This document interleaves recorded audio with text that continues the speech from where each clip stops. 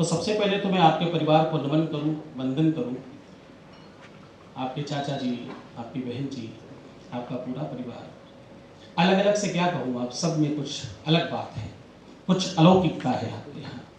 ऐसी आत्मा अगर आई है तो कोई खास बात होगी, कुछ खास हमने किया होगा।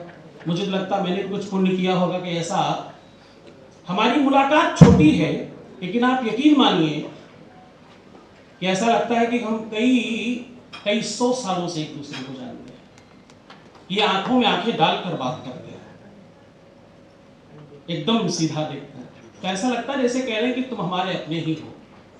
ये जगाने का पहला सबसे सूत्र है। वेदांत कहता है ये बात कि आंखों में आंखें डालकर तो वो कह सकता है कि चलो उठो, खड़े हो, तुम ये कर सकते हो। गीता का ज्ञान भगवान ने केवल अर्जुन को थोड़ी दिया, गीता का ज्ञान भगवान ने और कई लोगों को देने का प्रयास किया, कोशिश किया, सबको मिला नहीं। या तो ज्ञान तब मिलता है जब आप सामर्थ्यवान हो, लेना चाह रहे हो, आपकी इच्छा हो। क्योंकि अर्जुन तो कह रहा है गीता में, सस्ते हम साधुनाम त्वाम प्रपन्नाम, तुम हमारे गुरु जी, हम तुम्हारे चेला जी, हम तो लेना ही चाहते, लाओ। या तो ज्ञान तब मिल सकता है जब देने वाला भगवान कृष्ण जैसा हो, है ना। तो मुझे लगता है कि ये 24 अध्याय हमारे जीवन में, हर व्यक्ति के जीवन में समूचे 24 अध्याय ही आते हैं।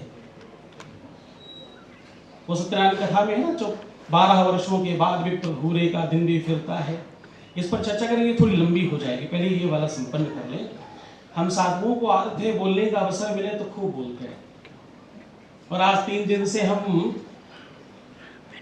एक ही वस्त्र में हैं। मतलब वस्त्र बदलने का भी अवसर मिला नहीं, क्योंकि लगातार कार्यक्रम और बैठकें थी, और हम साधुओं का काम ऐसे ही चल जाता है। रात का भोजन जहाँ मिल जाए वहाँ मांग कर, और वस्त्र जहाँ अवसर लग जाए वहाँ पछाड़ कर धोकर काम चल जाता है। मैं वापस आ रहा हूँ अपनी बात पर कि जामवंत की आवश्यकता थी।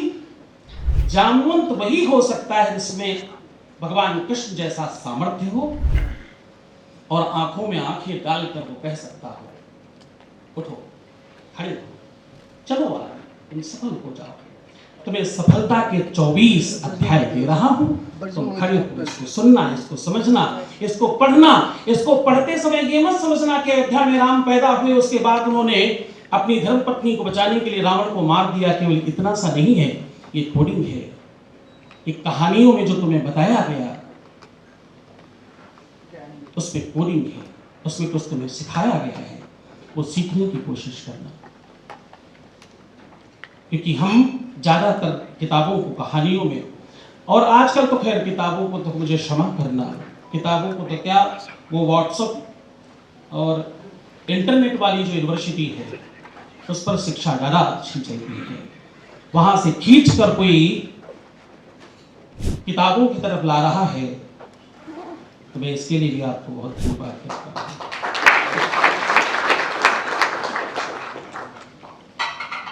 मैं वापस आ रहा हूं अपनी उस बात पर कि हमें जामवंत की आवश्यकता थी। बस 2 मिनट ले रहा हूं, आप सब बहुत कीमती लोग हैं। आपके सामने बैठने का, बात करने का मौका मिले तो क्यों छोड़ा जाए। आपके माध्यम से बहुत दूर तक बातें जाती हैं। हम धर्म प्रचार करने के लिए निकले हैं। हमारी कोई एक भी बात आपके कंठ से होकर जब जाएगी तो करोड़ों घरों तक जाएगी। ये अवसर कैसे छोड़ देगा? ये अवसर तो छोड़ने लायक है नहीं, इसलिए बता रहा हूँ। तो मैं आपको याद दिला रहा था कि जामवंत की आवश्यकता थी। ये बात मैंने और कहीं कही तो पब्लिक से कोई व्यक्ति खड़ा होकर कहा कि सुंदरकांड में महाराज जी ऐसा क्या स्पेशल है, वो तो हनुमान जी की कहानी ही तो है उसमें। बस एक लाइन में आपको जामवंत की आवश्यकता बताकर मैं अपनी बात पूर्ण करूंगा। बोले कपि के ममता पूछ पर। हिंदी साहित्य में हर बात को बोलने का, हर छंद का बोलने का एक मतलब है, तरीका है। तुलसीदास जी पहले चौपाई लिख रहे थे और अचानक लिखते लिखते दोहा लिखा है। और दोहे को बोलने का ढंग है अपना, जैसे शिवतांडव के बोलने का अपना ढंग है, भुजंग प्रयास छंद में है, जैसे भुजंग चलता है वैसे बोलना चाहिए, वैसे चौपाई और दोहे का बोलने का अपना एक नियम है। तो ध्यान से सुनना, अब कह रहा बोले कपि के ममता पूछ पर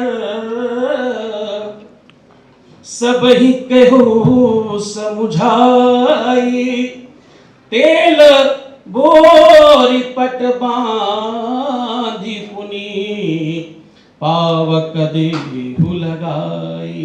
इसका सीधा मतलब यह है कि कोई बानर है, उसकी ममता पूछ पर है, उस पर कपड़ा लपेटो, तेल डालो और आग लगा दो। गोस्वामी तुलसीदास जी सा विद्वान इतनी बात के लिए इतना लंबा खींचेगा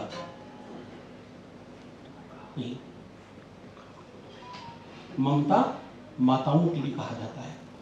पूछ का मतलब पीछे निकली हुई पूछ नहीं है, जिनकी पूछ होती है उनकी पूछ नहीं जा रही है। जब कम शब्दों में कहूंगा, एक प्रसंग थोड़ा लंबा है, जब आपकी आपदाओं के समय, ध्यान समझना, इस पुस्तक का आपको प्रयोग बता रहा हूं, जामवंत की आवश्यकता क्यों है इसलिए बता रहा हूं। जामवंत ने हनुमान जी को जगाया, और जो मैं कह रहा हूं इसको समझना कम शब्दों में, कि जब आपदा के पार आप अवसर ढूंढ लेते हैं, जब अंधेरे को चीर कर आप प्रकाश देख लेते हैं, तो आप हनुमान होते हैं। हनुमान कब होते हैं आप? हनुमान कब होते हैं आप? जब आप आपदाओं के, संकटों के पार झांक कर देख लेते हैं, तो आप हनुमान होते हैं।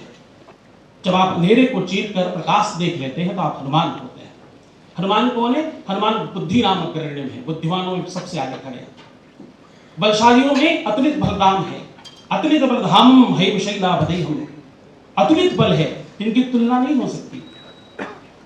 और धनवानों में सबसे आगे तो धन देते ही हैं, अष्ट सिद्धि नवनिधि के दाता। तो अगर आप सामर्थ्यवान होना चाहें, बुद्धिमान होना चाहें, अगर आप बलशाली होना चाहें, तीन ही तो बल हैं, शरीर बल, बुद्धि बल और सामर्थ्य बल, शिक्षा बल, तीनों ही होना चाहे तो आप आपदाओं में अवसर निकालने की सामर्थ्य और उसकी कला सीखें। और ये इसमें सफलता के 24 अध्याय में है। मुझे लगता है सोनू जी को जितना मैंने सुना है, इसमें इन्होंने काफी वो सूत्र रखे होंगे जिससे जीवन को समझा जा सकता होगा। तो बहुत साधुवाद, बहुत धन्यवाद देता हूँ। आपने मुझे अवसर दिया, हम सबको आदत है थोड़ा धर्म के बारे में आवश्यकता है तो थोड़ा बोलते हैं। आप सब खूब प्रसन्न हो, खूब बेहतर हो, खूब अच्छे हो, आप सबको खूब आशीर्वाद। आपको धन्यवाद।